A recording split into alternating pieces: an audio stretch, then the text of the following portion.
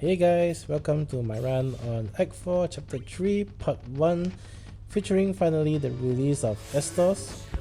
This run is going to be the ticket mission run, also showcasing the sheer power of Astos, together with of course his BT aura that allows him to fully ignore the HP damage cap.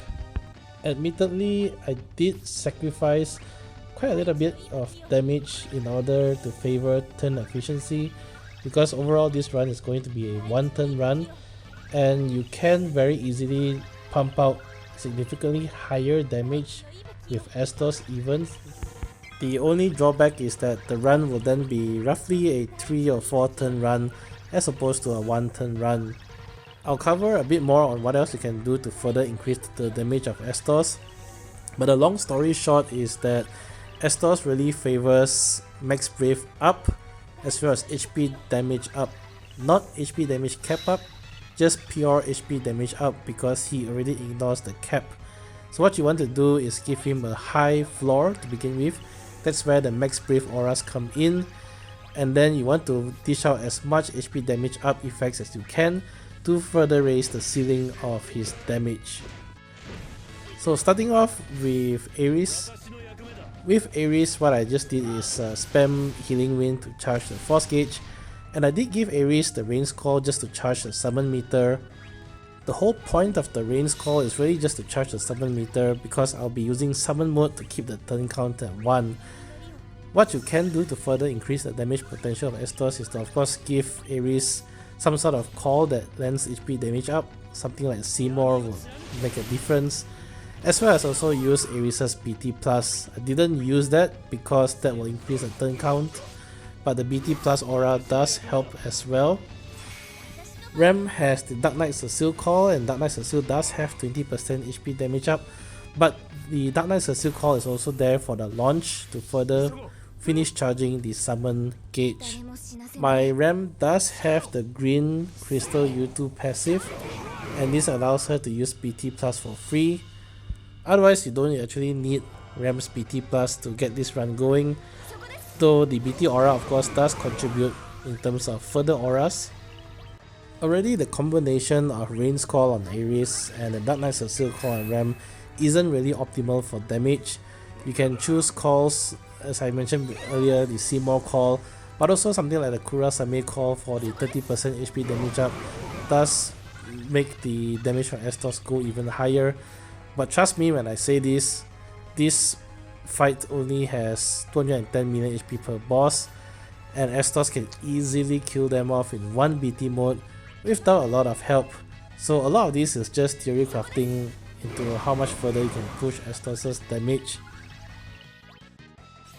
Now my Astos does have also the black U2 crystal passive equipped, but you don't need it for this fight. In fact, I didn't really even use it. I use one additional ability here, of course to get the AA aura up, but also to clear up one buff slot on Astos, because he's about to use the Lunafreya LD call. Why Lunafreya LD call? Really, that's just so that he can use his BT Plus for free, as well as fit in 2 of his Force Echoes in 1 turn. You don't have to do it. You can give Astos something like the Rain's LD call, for example, so that he can launch every single turn in his BT mode, and that of course will significantly increase his damage, not only because you are getting the 2 follow-up from the knockback attacks, but also the launch also increases the overall HP damage done by 20% if I'm not mistaken, either 20 or 25%, and that is a huge deal for Astos considering that he doesn't have an HP damage cap. With this, preparation is done, so I can go into summon mode to keep the turn count at 0.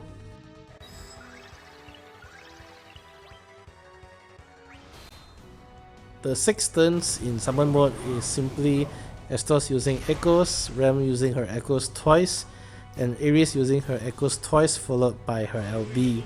This will end up with Astos getting the first turn out of summon mode in order to allow you to go into BT mode and kill off the bosses. I also highly recommend to load up as many mBRV spheres on Astos as you can. those would help you get a higher number on his dark matter overhead, which translates to higher damage. And of course, at the time of this video, we still don't have access to Astos' artifacts yet, other than the high artifact shop. So you could also eventually farm max brave artifacts for Astos, which will also help increase his dark matter overhead max value.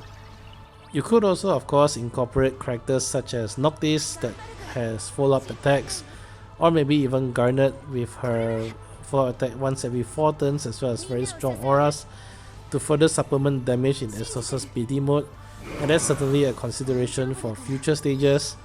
But at the current point in time where the bosses only have 200 million HP or so each, you really don't need a lot to get going, and Astos will just wipe the floor with the bosses. The other good thing about Astos is that he actually does fairly well in both single target or multi-enemy fights. That's because his S1 is more a single target attack, whereas his S2 is more an AoE attack, and his LD grants 1 free skill use.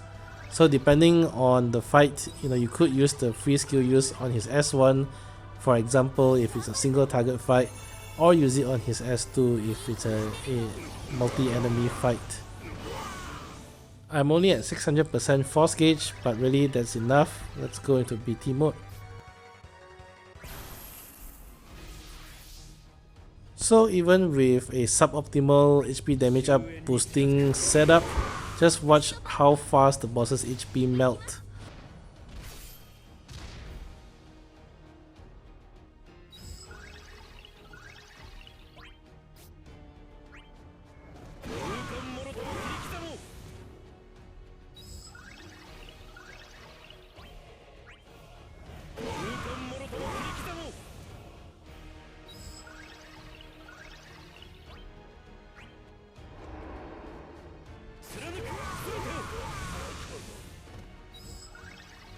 Boss is dead, and I still have few more harder hitting attacks to go, especially his EX and his echoes.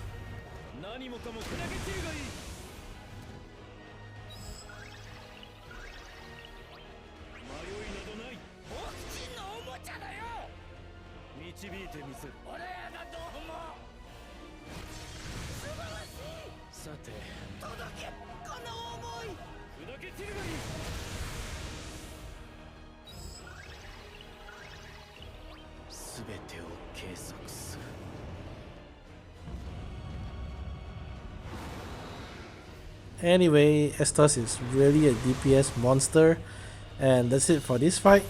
In future fights where the HP pools start to get larger, I will try to further optimize damage for Astos just to showcase how much higher he can really go.